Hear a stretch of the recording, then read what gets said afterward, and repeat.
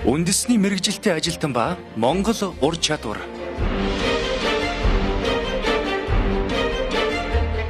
Монгол ур чадвар дэлхийд өрсөлдөнө. Үндэсний мэргэжилтэй ажилтан ба Монгол ур чадвар цуврал баримтат нэвтрүүлгийн шинэ дугаар эхэлж байна. Мэргэжил бүхэн сайхан. Гэхдээ өөрийн хүсэл сонирхлоороо эзэмшиж байгаа мэргэжил тухайн эзний амжилтанд дагуулах үндэс болдог. Өнгөрсөн удаа бид та бүхэнд Монгол ур чадвар тэмцээний ялагч болсон 15 настай тоогөрчин хүүгийн талаар, 2 дугаар байранд орсон барилгын өргөч угсарч багийнхны талаар, барилгын коллежийн сургууль дээрээс бэлтгэн нэвтрүүлсэн билээ. Техник технологийн дээд сургууль дээрээс мужаан хүүгийн авьяас чадвар амжилтын дугаарыг хүргэж байсан бол энэ удаа Герман Монголын хамтарсан мэргэжил сургалт үйлдвэрлэлийн төвийн суралцагчийг гол баатраараа сонголоо.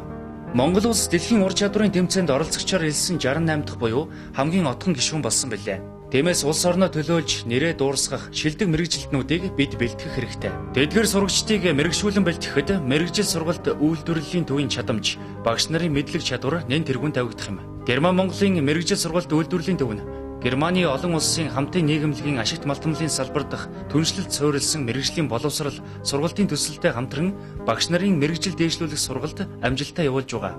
Завхан, Улаангом, Баян хонгор, Ховд, Говь Алтай, Дархан зэрэг аймаг хотуудын мэргэжил сургалт үйлдвэрлэлийн төвийн болон политехникийн коллежийн гэх мэт мэргэжлийн сургалтын байгууллагын олон 10 багш нарыг дээрх төслийн хүрээнд сургасан билээ. Үндэсний мэргэжилтнүүдийг бэлтгэх багш нарын чадамжаас хамааран суралцагчийн амжилт тодорхойлогдох юм. Энэ жишгээр Герман Монголын мэргэжил сургалт үйлдвэрлэлийн төвийн суралцагч энэ жилийн тэмцээнд амжилттай оролцсон тул түүний амжилт өөрийн хичээл зүтгэлээс гадна чадвартай багш нартай салшгүй холбоотой юм. Саналыг бол манай багш нар тавьсан. Зорилго бол би яг багш нартайгаа зөвлөлтөө яг үндсэн дээр шийдсэн. Тийм зорилго. Тэгээд тухайн өөрийнхөө сургуулиас сурччлээ. Бас тань дэлгэрүүлэх агнур гэдэг бас олон нийт түвээ. Тийм. Тэр талаас нь бодож орсон. Тэмцээн бол ерөнхийдөө 2 шатны шалгуулалт явсан байгаа. Эхний шат нь болохоор 33 хүн оролцсон. Тэнд би 2 дугаар энд орсон. 2 дугаар шатны шалгуулалт нь эхний 5 хүнээсээ эхний 2-ыг шалгуулсан байна. Тэнд болохоор тэргүүн байр авсан. Тэмцээний даалгавар бол энэ самбар дээр байгаа. Тэгээ хоолойг агнах. Тэгээд хөндлөн барилдаг агнах. Дээрээс доошоо агнах гэсэн байдлаар авсан байна. Даалгавар бол ерөнхийдөө бол хүндээсэн. Тэгээ гагнуучдын ур чадварыг нэлээд сайн сорих даалгавар байсан. Нийт бол 3 цагийн хилт. 3 цагийн зэнд явагдсан тэмцээн.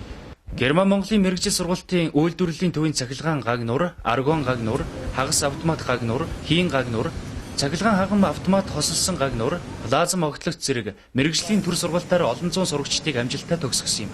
Түүнчлэн мянганы сорилтын сангийн мэргэжлийн боловсрал төсөлтэй хамтран Монголын мэргэжил сургалт үйлдвэрлэлийн төвүүдийн гаг нуурын болон цахилгааны багш нарын мэргэжил дээшлүүлэх сургалтыг хэд хэдэн удаа явуулсан билээ.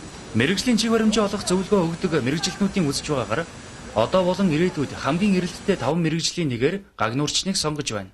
Энэ мэргэжлийн хэдийгээр монголчуудын хувьд манай эртний өмнөх металл хэрэгслийг хэрэгжилж эхэлснээр үүссэн гэж үздэгч орчин үеийн гаг нуурын технологиг үндэслэгч нь Оросын эрдэмтэд юм.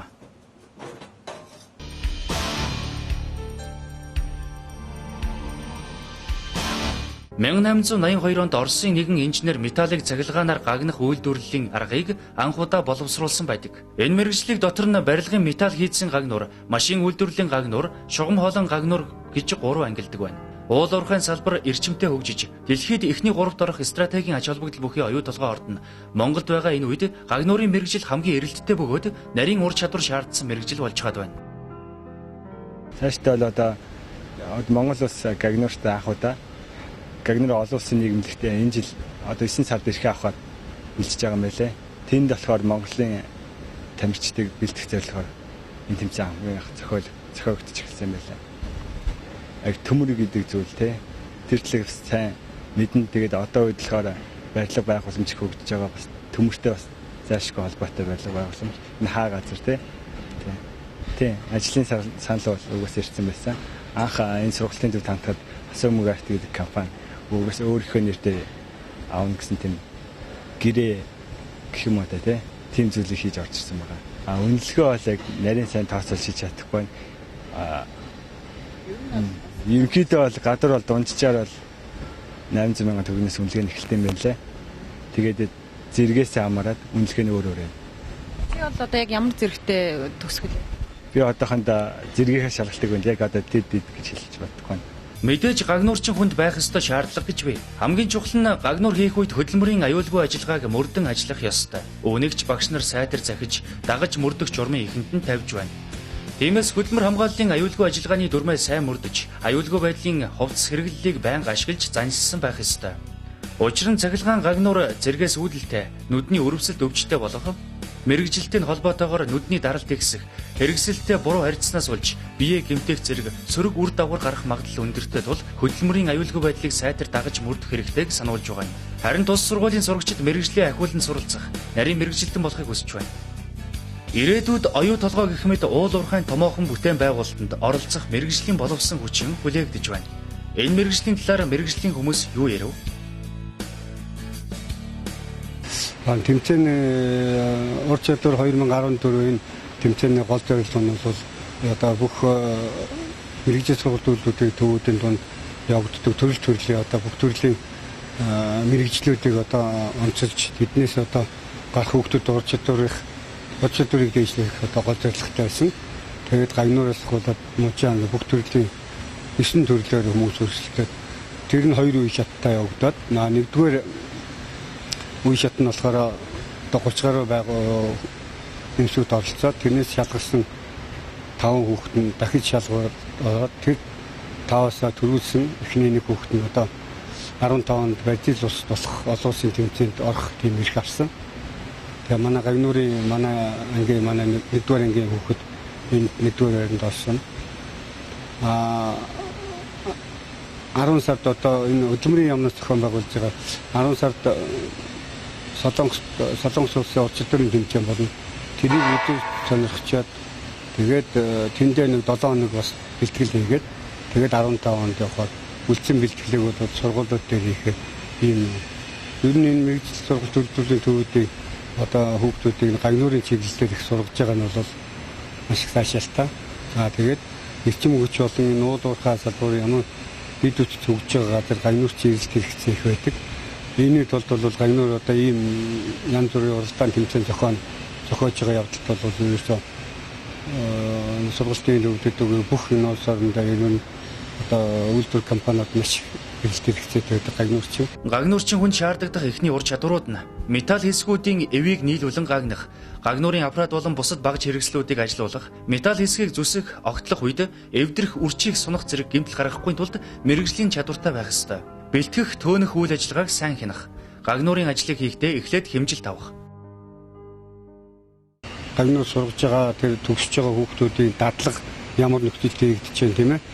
Тэр дадлагын нөхцлөөс гадна тэр материалын бааз маш их тутмаг юм уу гэж бодогдгийг.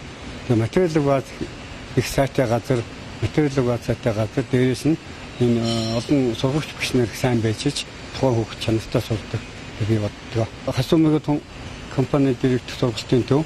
Тэгээ манайх өөрөө нөгөө эрчим хүчний чиглэлээр үйл ажиллагаа одоо металл хийцүүд хийдэг болохоор материалын баазууд манайх бол сайн байдаг. Бүх хамгийн сайтай. Энэ талымдлууд Хасуумыг компани тэгэхээр одоо төмөөс маш их үйлч явуулаад хэлээ.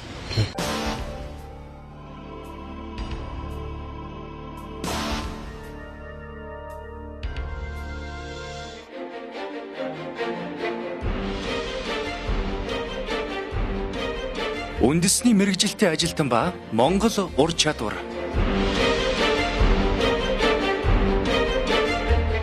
Монгол ур чадвар дэлхийд өрсөлдөнө. Төмөрлөгийг бүхий л боловсруулах ажил хийгдсэний дараа жинхэнэ гагнуурын ажил хийгдэх тул хэмжилт авах, резва тогтоох, өндөр даралтад шугам хоолой гагнах гэх мэт өндөр ур чадвар шаардсан ажил хийгддэг юм. Маш өндөр мэдрэмж ур чадвар шаардах тул идэвх санаачлагтай Хянуур Нямбай, шинийг санаачлагч, бүтээлч байх, хувийн зохион байгуулалт сайтай, төвчээртэйгээд олон төрлийн хувийн чадвар шаардсан мэрэгжил юм. Ингийн тулд мэрэгжил сургалт үйлдвэрлэлийн төвүүдийн багш нарын оролцоо хамгийн чухал тул энгийн жишээ хэлэхэд Герман Монголын хамтарсан мэрэгжил сургалт үйлдвэрлэлийн төвийн багш нар шавнараа мэрэгжилтэй ур чадвартай үндэсний мэрэгжилтэн болохын тулд бүхий л хүч бололцоогоо дайчлан ажиллаж байгаа юм. Одоо гагнуурын 2 төрлөөр шалгалт өгсөн. Захалгаан гагнуур, захалгаан хагас салтмат гэсэн гагнуураар шалгалт өгсөн. Энэ удаагийн шалгалт нь бол яг нөгөө өгөгдсөн одоо деталыг янз бүрийн байрлал гагнах тийм даалгавар байсан. Тэр олон улсынх нь болохоор бүр ингээд детальчилсан модуль өгнө. Одоо зургийг нөгөөд тэр хүүхд өөрөө зураг уншаад тэр модулыг бүх одоо хэлбэр төвштэй тийм янз бүрийн модуль гагнах. Тэр гагнуур нь болохоор 3 төрлийн гагнуураа гагна. Захалгаан гагнуур, хагас салтмат, аргон гэсэн гагнуураа гагна хүндрэлтэй. Тэгээ тэр 3 гагнуураар одоо энэ тэмцээнд явах хүүхдийг 3 төрлийн гагнуураар бэлтгэх ёстой. Тэгээ одоо ерөнхийдөө манай хүүхд бол ихэнх анхны шатны бэлтгэлтэй гарчаа байж байгаа. Нарийн мэргэжлэр суралцж байгаа энэ тохиолдолд бид хуучны сургалтын арга барилаа өөрчилж, онлайн гэхээс илүү практик дадлага төлхөө хийх хэрэгтэйг цаг үеийн сануулж байна.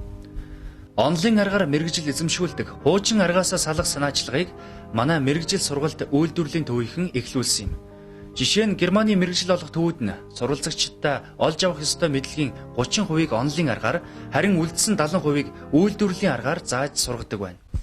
Gut, ich stelle mich erst einmal vor, mein Name ist Manfred Frost, ich komme aus Deutschland.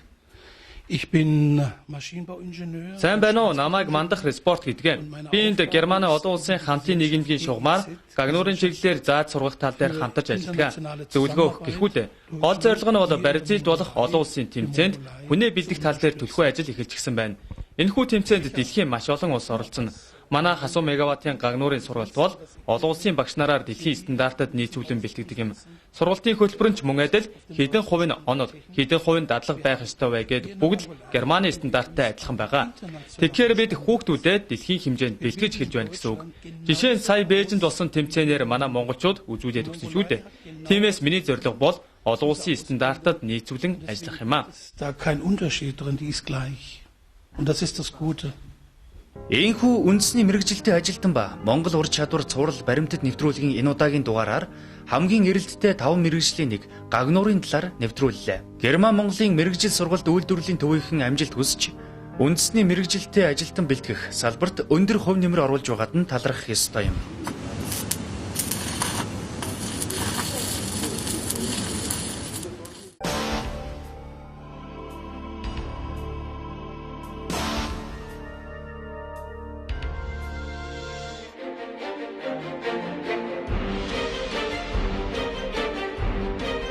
Үндэсний мэргэжилтэд ажилтан ба Монгол ур чадвар.